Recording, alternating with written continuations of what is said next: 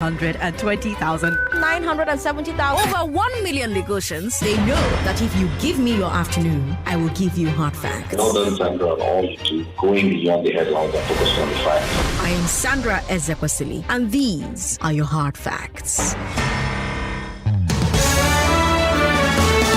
First hard fact of the day, 91 confirmed COVID cases yesterday. 91.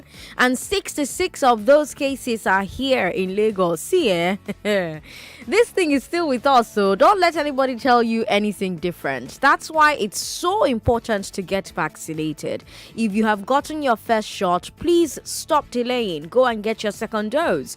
And if you haven't gotten your first shot, they're giving the first doses again. So please find a health center close to you and get your first shot. Abeg, Ejo. And whether you're vaccinated or not, keep taking your precautions. Don't go out unless you're wearing a mask and you can't avoid going out. And maintain your distance from people. Wash your hands, sanitize your hands as frequently as you can. Let's keep ourselves safe and each other as well. Second hard fact of the day, 203,497. That's how many Nigerians applied online for their first ever PVC in the first week of the website going up. I wonder if you're one of them. If you're not one of them and you don't have your PVC, what are you waiting for? Go to cvr.inecnigeria.org to get registered today. cvr.inecnigeria.org. That way you can get registered. If all 1 million Lagosians who listen to me, who cannot be wrong, by the way, because they choose to listen to me, register, I think we're going to make a change one way or the other as far as elections are concerned. Thank you, all 1 million of you, for choosing hard facts. I have a great show for you today, starting with the big three. It's actually a big one. We're going to talk about the petroleum industry bill. I have a lawyer who is one of Nigeria's foremost experts on oil and gas law. His name is Adeoye Adefulu. He'll be joining us via Zoom, and you can watch the interview live on Facebook and YouTube as we break down this bill, what it means, what are the implications, all of that happening in the next few minutes. Today is Wednesday, so we're going to bring you the glass ceiling as always. Let's talk about the idea of women as breadwinners. We have more and more families where the wife makes more money than the husband, or where the wife is the only one who's working, or the only one who's working steadily. And of course, this has elicited different opinions about this. Different people have different opinions about this, whether or not this works, whether or not this is okay. So we'll do what we've been doing for the past 2 weeks and just hear you out, hear what you have to say. I want to hear your views on this. No judgment, just an open conversation from 4 o'clock. Let's talk about that. On Balogun and Broad today, our business segment on Hard Facts, we'll talk about how insecurity and other factors are affecting the food business. We're continuing our conversation from last week. Both of our guests are back this week, so make sure you're listening when that conversation comes your way. 5 o'clock, that's when it happens. And of course, updates will come your way, headlines, business, sports, all of them every hour on the hour. But right now, let's get right to the big three. I am Sandra Ezekwesili, Lagos, and these are your hard facts. This is the Big Three. The big three on Hard Facts on 99.3 Nigeria Info. What are the implications of the PIB? What are the implications of the PIB? Are the demands of host communities valid? Should Nigeria invest oil proceeds into oil exploration? Those are your big three, Lagos. Let's talk. The petroleum industry bill has been in the news since last week. Both houses of the National Assembly have passed versions of the bill, and now they're entering the harmonization process.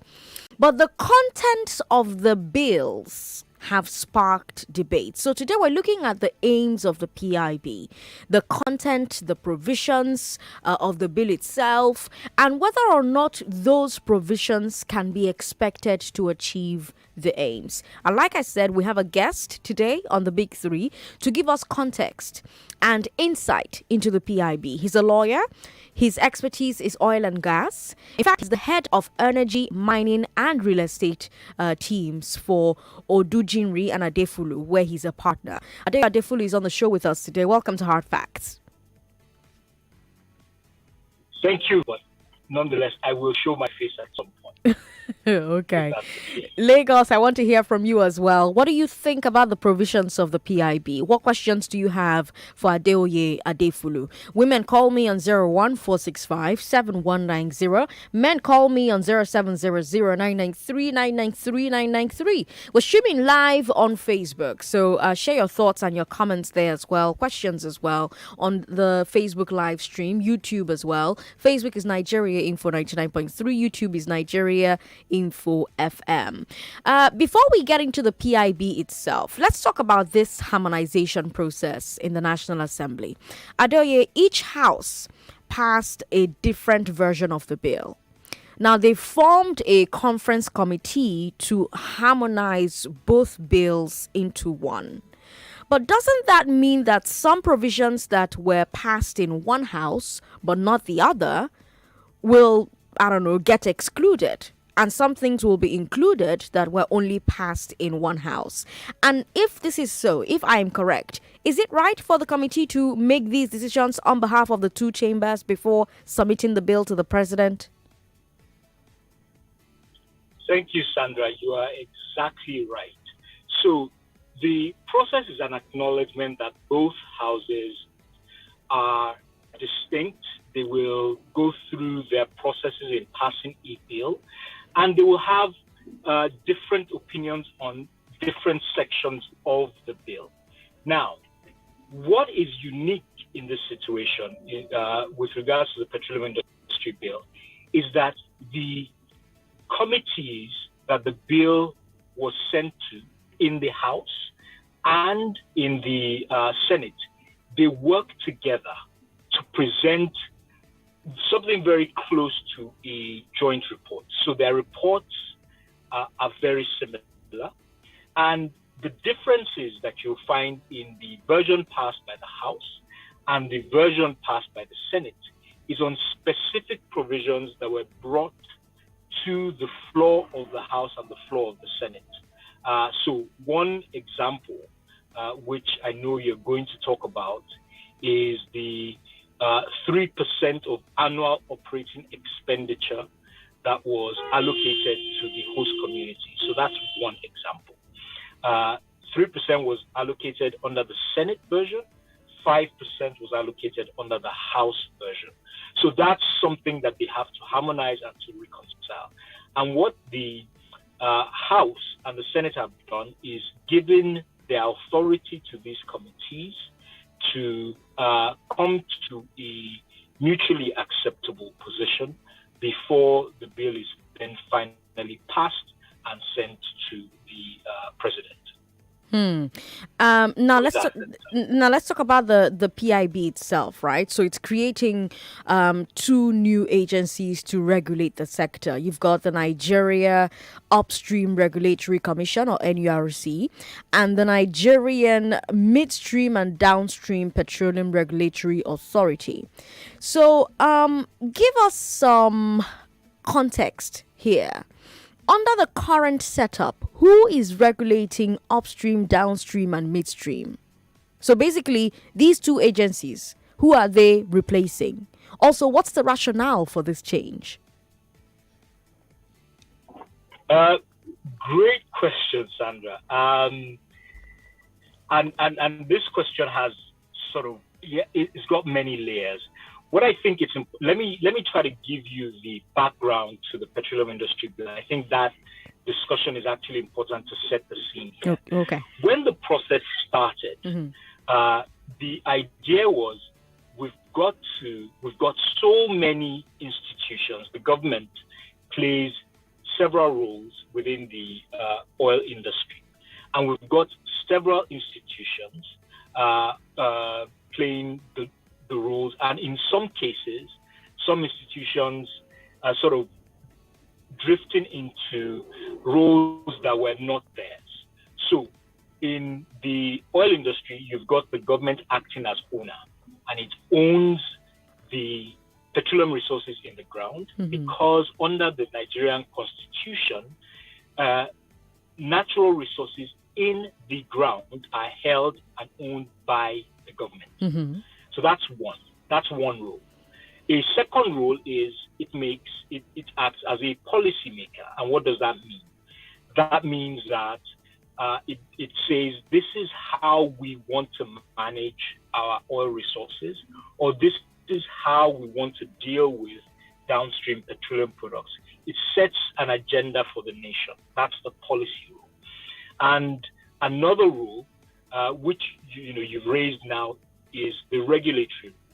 And the regulatory role is I expect industry players to play by these rules, X, Y, Z. That's the regulatory rule. And finally, it plays a commercial role, i.e.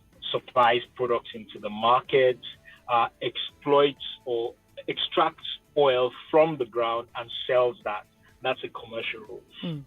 And the purpose of the PID was to clearly map where the government acts, create new institutions that will be responsible for specific roles, separate those roles. So you don't have sort of an NNPC, for example, drifting into a policy role or drifting into a regulatory role. You have separate roles and separate institutions for those roles. That's the objective. And so I think the first question you asked is what institutions are being replaced. That's right. So right now, you've got the Department of Petroleum Resources, DPR. Everybody knows about DPR. DPR regulates the upstream, it regulates the midstream, and it regulates the downstream. But in the downstream sector as well, you also have the PPPRA, and the job of the PPPRA, that's the Petroleum Products Pricing Regulatory Authority. The job of the PPPRA is to regulate the prices of petroleum products. So that's a downstream role. So it's sharing the downstream regulatory function with the DPR. And you also have something called the Petroleum Equalization Fund, which is not, a classic regulatory role, but it is regarded as one. And that the purpose of the Petroleum Equalization Fund is to ensure that prices for petroleum products in Lagos, where most petroleum products are landed, will be the same as the prices for petroleum products in, say, Kano or Sokoto. So we have equal prices across the country. And we have a fund that kind of manages the differential in the pricing. So because we know it's going to cost you a lot more to get petroleum products to Sokoto, you have to have somebody that pays for that equalization. And that's the job of the Equalization Fund. Right. Now, these two institutions, the Regulatory Authority, the Upstream Regulatory Commission, and the Midstream and Downstream Regulatory Authority replace the institutions I've outlined for you. Now, this bill also proposes to replace the current NNPC, a parastatal, with a new NNPC, limited liability company. What would be the legal and operational implications of that? So that's an interesting point. And the reason behind this, the philosophy behind this is, if NNPC is meant to operate in this new paradigm as a purely commercial institution, focused on profit, and should not be taking decisions based on, other reasons. So it's going to be a strategic and a profit-making entity. That's supposed to be the focus, and then it returns dividends to the government. So the idea and the philosophy behind this is that it's best able to do this as a limited liability company so that it falls under the rules of the Companies and Allied Matters Act.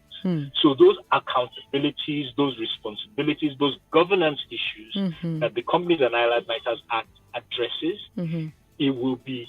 those things will apply to NNPC going forward. So it should have its audited accounts.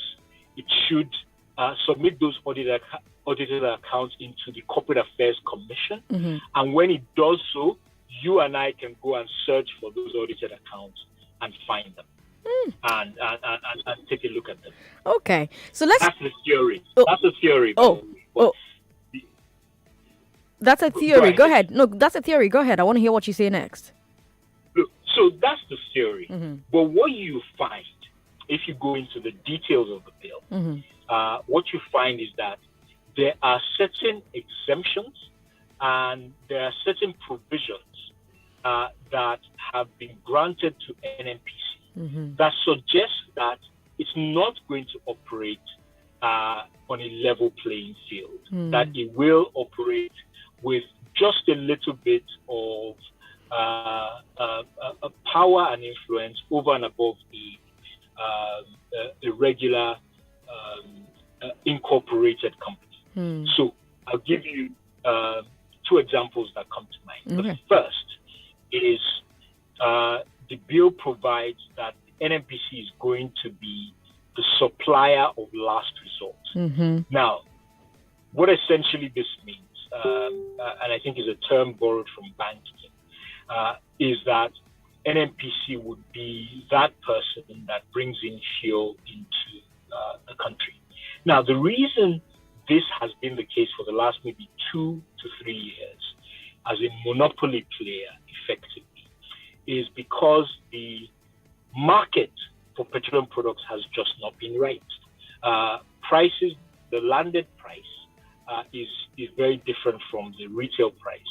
And the subsidy has been taken by NNPC through a mechanism called the sort of under recovery and over recovery, which essentially means that the money that NNPC is making in the upstream, it is using to subsidize the downstream operations. There are questions as to the constitutionality of this, but it's being used.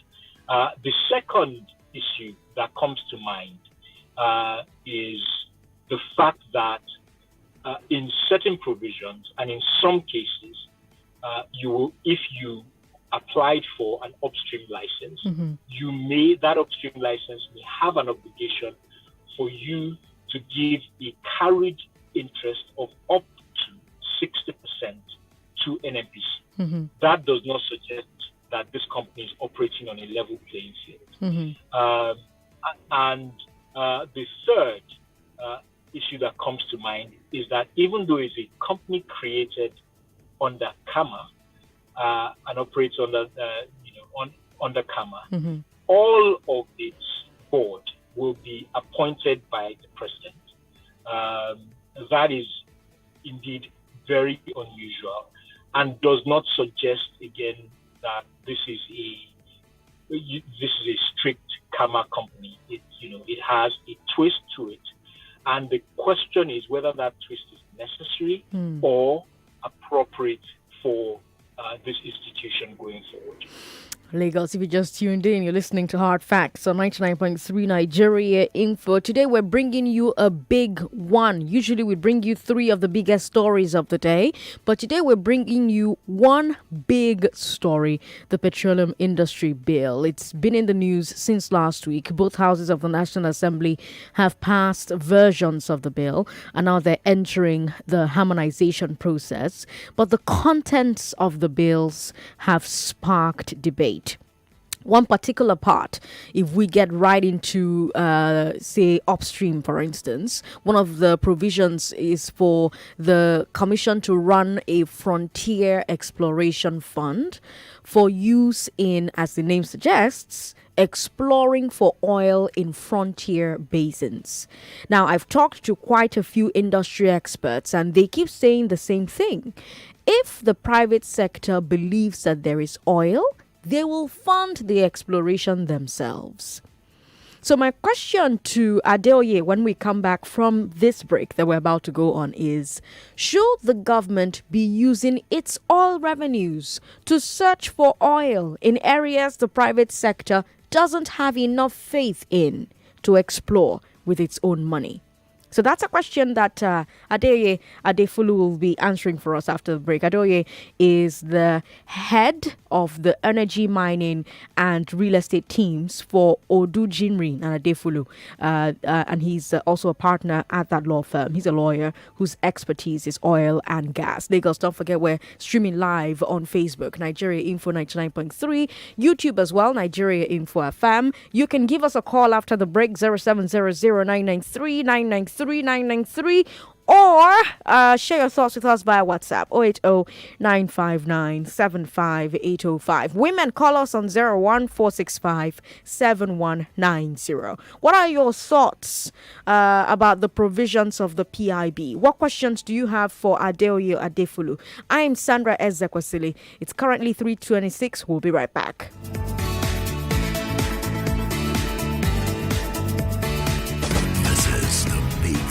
The Big Three on Hard Facts.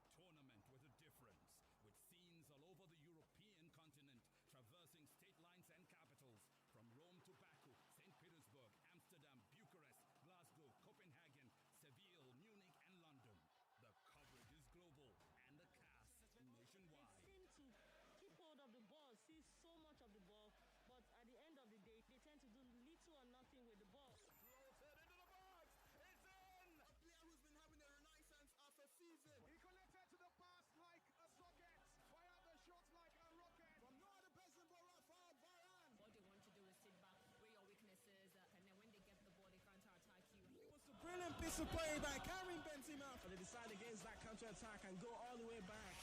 Beautiful. Trent Alexander-Arnold, 38 meters. This is your goal of the week. When you defend, you can defend for 91 minutes, and just for 1 minute, everything will change. He completes his hat trick.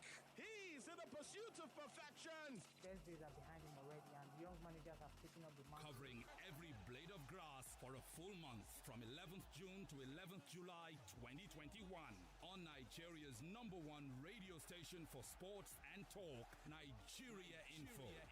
Reach out for sponsorship and advertising. Euro 2020 on Nigeria Info. It's live football, just the way you like it.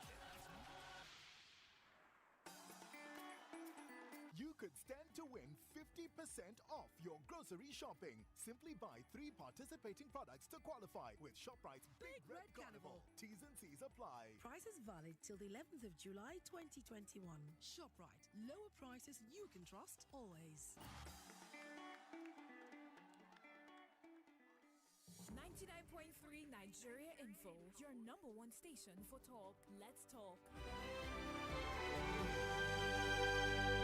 3:29. I'm Sandra Ezekwesili, Lagos. How you doing? Good to have you on the show this afternoon. Welcome. I'm seeing my phone lines, going insane. But before I come and take those calls, let me speak with Adeoye very quickly. Like I said before the break, Adeoye Adefulu is the head of the energy, mining, and real estate teams for Odu Jinri and Adefulu, where he's also a partner. He's a lawyer whose expertise is oil and gas. Adeoye, should the government be using its oil revenues to search for oil in areas that the private sector doesn't have enough faith in to explore with their own money? Sandra, it's a great question.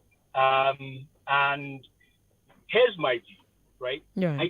The reality is, government does have to put resources in certain areas where the private sector will not go. It has to, in many respects, it does have to be. So it's not unusual unusual that that's the case. The question for me is whether it is something that we even want to do given the global dynamics. So what are the global dynamics that I talk about? Everybody has heard about the energy transition and the fact that many countries across the world are moving away from oil and gas resources, moving more to renewable resources. Indeed, a recent report that was issued suggests that by 2050, the global demand for oil and gas will fall by up to the world will only demand about a quarter of what it demands now. And what does that mean for us as a nation? It means that oil and gas resources, what we found now, may not even be utilized, and we may have stranded resources, that is, resources that are kept in the ground. So the question for me is not whether, as a matter of principle, should the government invest in something that the private sector will not do. It's not unusual that the government does so. But is it worthwhile making that investment at this stage with what is happening all over the world? My own answer would be I don't think so. I think that those resources are better expended elsewhere. But again, I'm not president. I am not the Minister of Petroleum, and perhaps there's a wisdom that I am not able to see. That you're not privy to. That's correct. I mean, it does address the next question I was going to ask, because, I mean, there are concerns, and it's not just you, Adeoye, that at a time when the biggest energy consumers are moving to renewable energy, the government should be redirecting resources to diversifying away from oil, not spending more money on oil exploration. But Lagos is itching to join the conversation, so let's let them. 0700-993-993-993. 014657190. What are your thoughts? Lagos, what are your thoughts about the provisions of the PIB? What questions do you have for Adeoye Adefulu on the show today? Have you read the PIB? I read it. I spent my night reading it. 252 pages. Let me tell you, it's not fun. Adebayo is on the show. Hi, Adebayo. Good to have you here. Adebayo, hello. Hello. Good afternoon. Good afternoon. Welcome. This is Adebayo speaking from Ikodu. Yes, go ahead. Okay, I have a question for your guest. My question is about I heard that from the petroleum industrial bill that was just released, discussed by the Senate. I heard that there is a portion of money that will be given to those people that pipeline pass through them.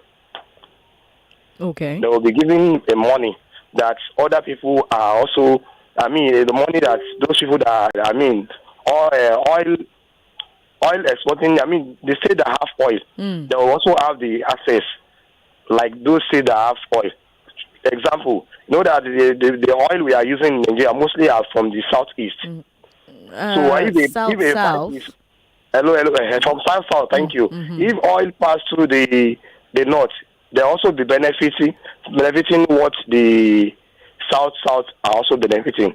So I want to ask, is it a true or lie? Because I heard from someone, but it's because my phone is full. That's why I was unable to do some research. So thank you, Sandra. All right. Thank you, Adebayo, for calling. Now, if I'm guessing correctly, that question is about the funding, the controversy that surrounds the talk about funding.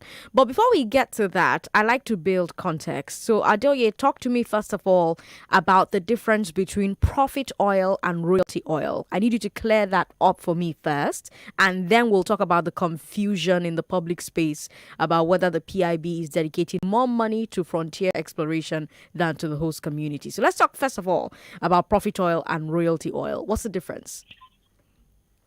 Okay. Again, Sandra, great question. So let me start by saying that, we talked about Nigeria being the owner of the oil and gas resource. That's right. And what happened is that as the owner of the oil resource, just because you are owner, you are entitled to something called royalty. And that royalty is out of every barrel of oil that you produce, irrespective of any other payments that you have to make, tax, cost, etc. I am entitled to a percentage of that barrel. So, in some cases, and that percentage is what is called royalty. And under Nigerian law, that royalty could rise up to something like up to 20% of whatever production. So if I produce 100 barrels, up to 20% in some cases would belong to the Nigerian government. So that's royalty oil. You also have something. So in addition to royalty, the Nigerian government also takes a tax from the oil and gas industry, and that's percent of what is remaining after you've taken your royalty and you've taken your costs. And it's only after that you then talk about the sharing of profit, which is the profit oil that you are speaking to, and that share of profit will be between NNPC as representative of the state and the international oil company, and then they sort of share the profits at that. Now let's talk about the confusion. I can hear you. I'm not sure if you can hear me. Can you hear me? I can. Okay, great. All right. So let's talk about that confusion in the public space about whether the PIB is dedicating more money to frontier exploration than to the host community trust fund, right? Now, 10% of profit oil isn't necessarily larger than 5% or 2.5% of operating expenses, yes? Correct. It's not necessarily. I don't have the numbers, independently verified the numbers, but the numbers that I have seen in some space is that it is certainly multiples lower than what is 3% or 5% of annual operating expenditure. So it is significantly lower than that number from what I have been shown, but I have not independently verified that figure. But let me put it in context. If you, what the Nigerian government takes, it takes royalty, which is significant. I think maybe wait and maybe move your hand a bit. Petrol and tax oil, which again is significant. And before you then talk to profit oil and 30% of profit. So the network is dropping out a bit. I'm sorry? The network is dropping out a bit there. So I don't know, maybe move around a bit or something. Hello, can you still hear me? Yes, I'm hearing you very clearly now. So wherever you are right now, just stay there.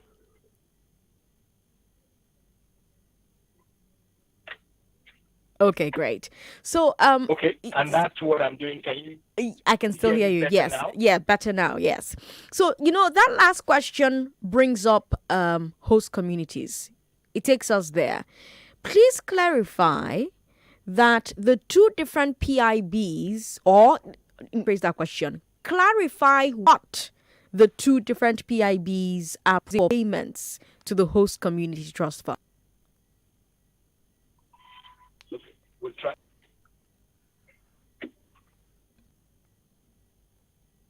Adeoye, are you there? Oh, we can't hear him anymore. Sandra, Yes. So this is what I heard. Okay. This is what I heard. I heard clarify, but I lost you from there. Okay. So you were talking about host community and you wanted me to clarify something. Yes, that the two what the two different PIBs. The House of Reps has proposed that 5% of annual operating expenditure of the oil company should be dedicated to the host community trust fund. On the other hand, the Senate has proposed that 3% of that annual operating expenditure should be dedicated to the host community trust fund. So that's the difference between the two bills. We heard from the Southern governors 2 days ago, and they've rejected these funding formulas in the PIB. What are the prospects of the bill surviving as is, given this pushback from the Southern governors? So let me start by saying this. I think one of the percentages, and clearly we've seen the debate on Twitter, on the pages of the We're not on newspaper, Twitter anymore. I'm still on Twitter, so you don't know where I'm speaking from. So yeah, but one of the debates that we can see, or we do see, is that the issue of percentages. So what is 3%? Some people are comparing 3% to 30%. I think, unfortunately, it's not been helpful because no one has taken the leadership to provide the context around the numbers. So what does it come to? And what does that number mean for the community? So let's say 3% or 5%. How much is that based on 2020 figures or 2019 figures? And how is that much more or much less than what the communities will have received during that period? I think that context is really, really important to put. So it's not enough that we're talking about percentages, the actual volume of money and what that volume of money will be able to achieve. I think it's important to set that context. And nobody is doing that right now. Unfortunately, I'm not seeing, and I expect that the Ministry of Petroleum, which is a big sponsor of this bill, perhaps NNPC, I would expect that they should be rolling out public information around these issues, but we're not seeing enough of that yet. Right now, let's come back to the phone lines. 99.3, hello. Hello, good afternoon, Sandra. Good afternoon, Agwama, welcome. That's right, yeah. Our host have just reported himself to Lai Mohammed.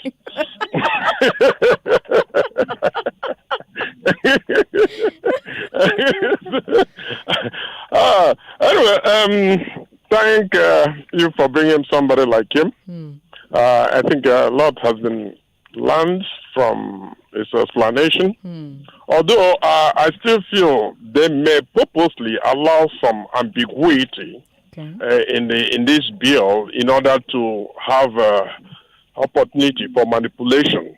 That is our politicians for you anyway. Such ambiguity may come from the definition of host community. Does host community actually mean my street, my local government, my village, or where the pipe passes? The pipe, for instance, runs from Port Harcourt or Baisa to Kaduna to Niger or Chad. So, in such a situation, I want a clearer definition of host community. Again, the issue of the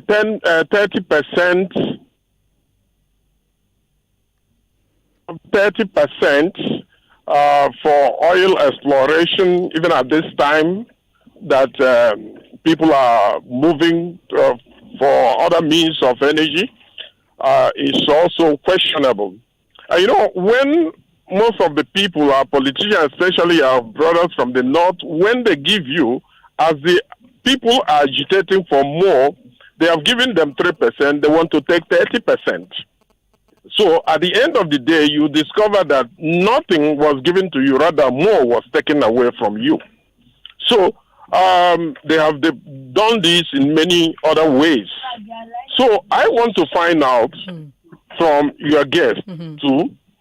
There is also this loan or borrowing in order to invest into oil Dangote refinery. Is it timely? Is it ideal? Is it feasible? So. Oh no, sorry about that, Agoma. Thank you very much for calling, though. Okay, well, Adoye, you heard Agoma. Yeah, he had a number of interesting points. I think let me start with a host community. So, what is the definition of the host community? So, the host community talks about in the definition talks about where the resources are found. So, where you have your operations is essentially the definition of the host community. But it also allows, it gives some flexibility to the oil companies to extend that definition to other areas. So, for example, you might find your oil resources within, jurisdiction A, but you have really critical facilities in jurisdiction B. So, part of this, the philosophy and the thinking behind sort of creating this host community fund, etc., whether you like it or not, part of that philosophy has been about making sure that your facilities are secure. So it gives the opportunity to expand it not just to where the oil is, but also where critical facilities may be.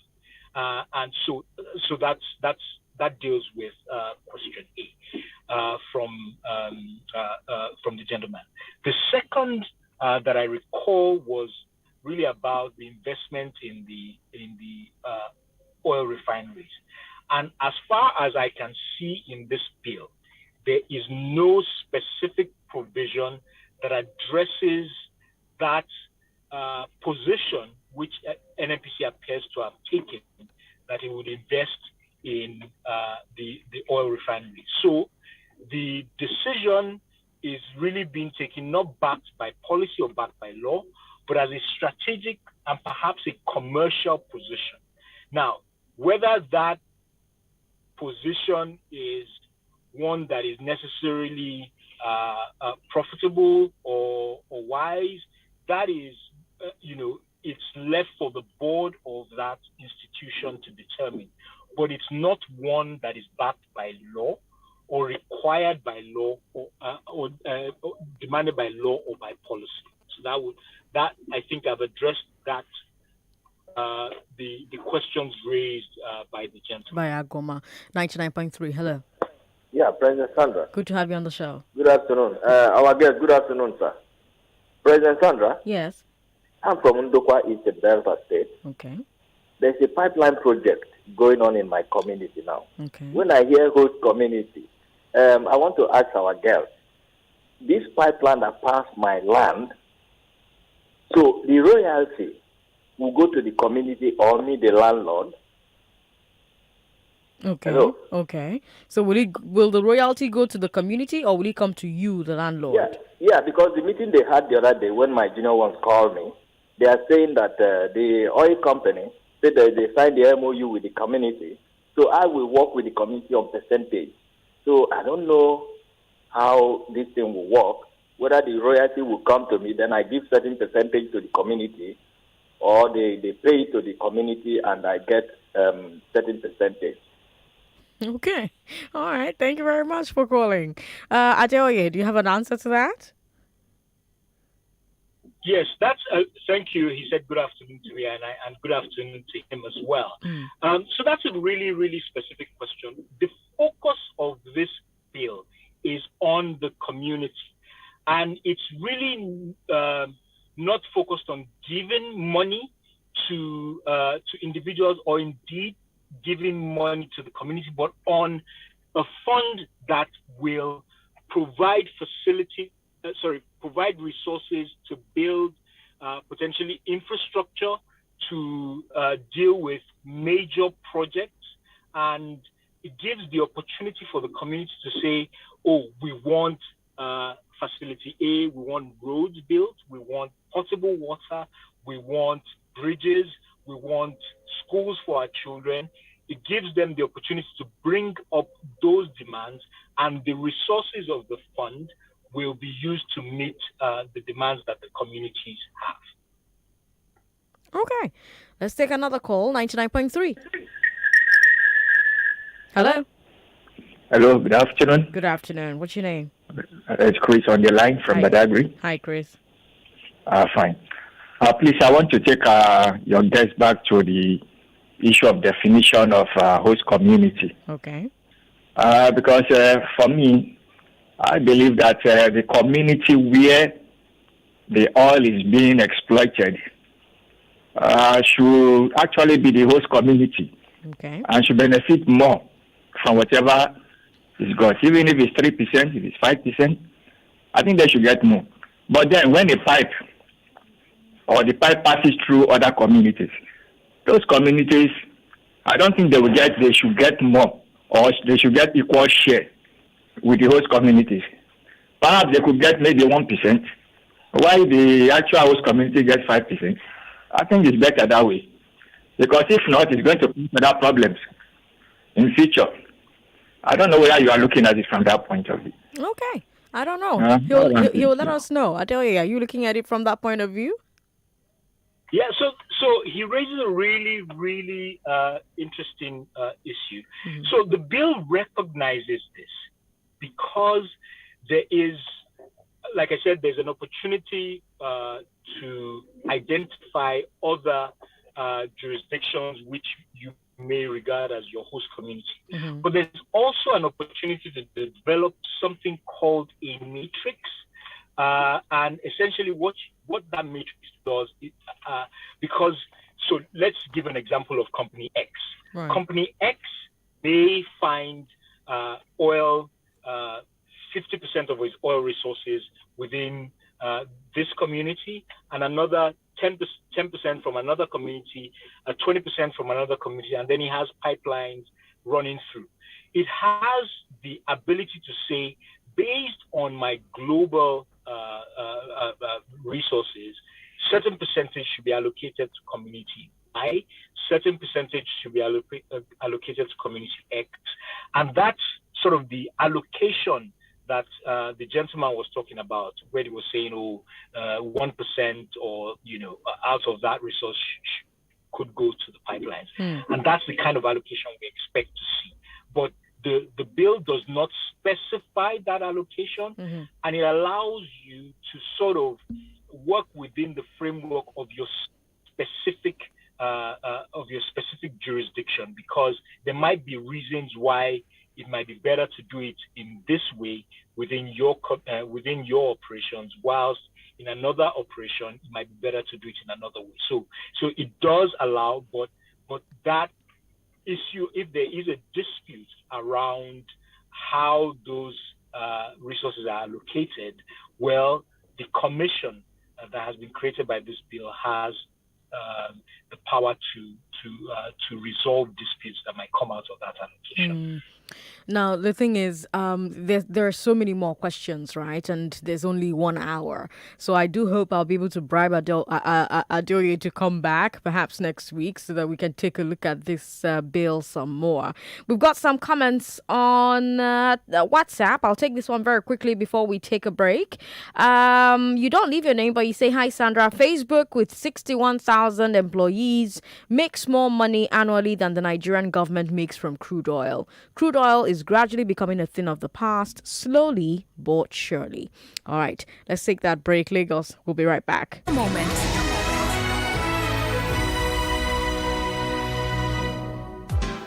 The Society for Performing Arts, SPAN, in collaboration with Helen O'Grady Drama Academy, presents Summer Camp 2021.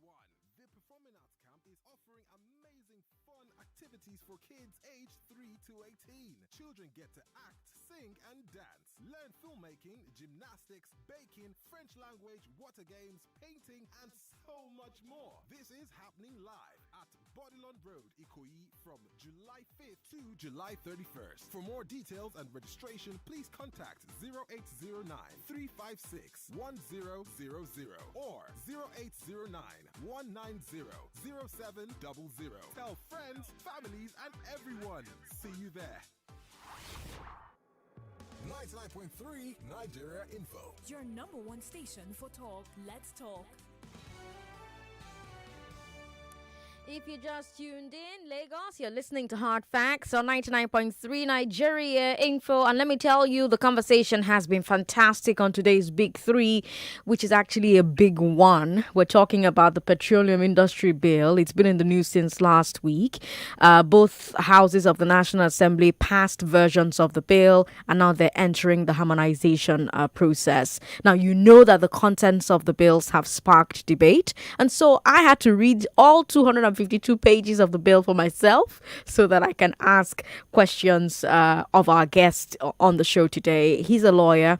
His expertise is oil and gas. He's the head of the energy, mining and real estate teams for Odujinri and Adefulu, where he's a partner. His name is Adeoye Adefulu, and he's been doing phenomenal work answering our questions. We hope we can drag him back onto the show next week, but that will be off air. That's conversation for off air. Before I let you go, Adeoye, I want to come to the midstream and downstream for a bit. We've got just 4 minutes. I don't know where the time goes. But one thing that struck me reading these bills is the amount of power they give the regulator over pricing. So whether it's gas transportation and distribution contracts or it's the supply of crude to refineries or supply of petroleum products to distributors and marketers, the regulator has the power to set or approve tariffs. Now, I want to know, I do know that this has been the case in Nigeria for the last couple of decades. But this doesn't this work against one of the, like you said earlier on, the stated intentions of the PIB, which is to attract private sector investment? We've heard investors in different sectors, say that low tariffs are keeping them out. We've heard it in electricity. We've heard it in oil and gas. Should a modern downstream oil and gas regulator be setting or regulating tariffs, or should pricing be deregulated? Thank you, Sandra. Can you hear me? Yes. Is this clear? Yes. Excellent. So first, before I answer that question, you talked about a bribe, and I'm looking forward to hearing about that bribe. That's the first thing. The second thing is, yes, indeed, you clearly read this bill. And the role of the regulator is really important. But here's what we understand: we do need to bring investment into the oil and gas industry, and you want to make sure so that investment it cuts across. So it's not just in the upstream. You want to make sure, and in particular, the midstream and the downstream. That's an area that has been neglected for quite a while now. So it's important, but you also do not want a situation where the fact that an investor has put in money, they then raise the prices or the tariffs to such a rate where it is extortionate. So you want what the regulator is meant to do here is to set a tariff methodology which speaks to how do I fix the tariffs, and that tariff methodology has to allow the investors to be able to recoup the money that they have spent as well within a reasonable time, as well as making a reasonable rate of return.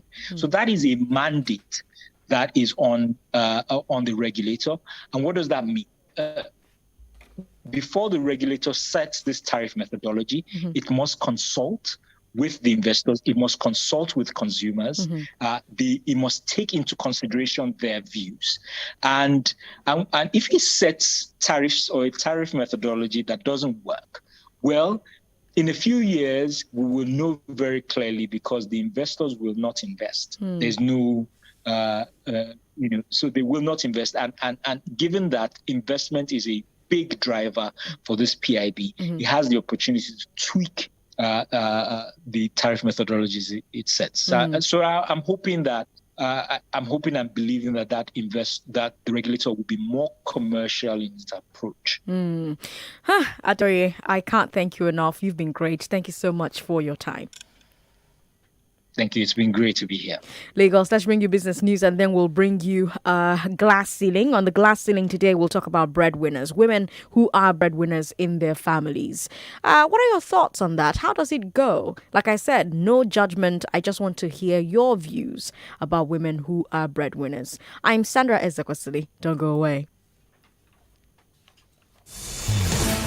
And now the business. 99.3 Nigeria Info. We are more than just radio. Subscribe to our YouTube channel at Nigeria Info FM. Check us out on Facebook at Nigeria Info 99.3. Follow us on Twitter at Nigeria Info FM and on Instagram at Nigeria Info FM Lagos for live updates as it happens. 99.3 Nigeria Info. Let's talk.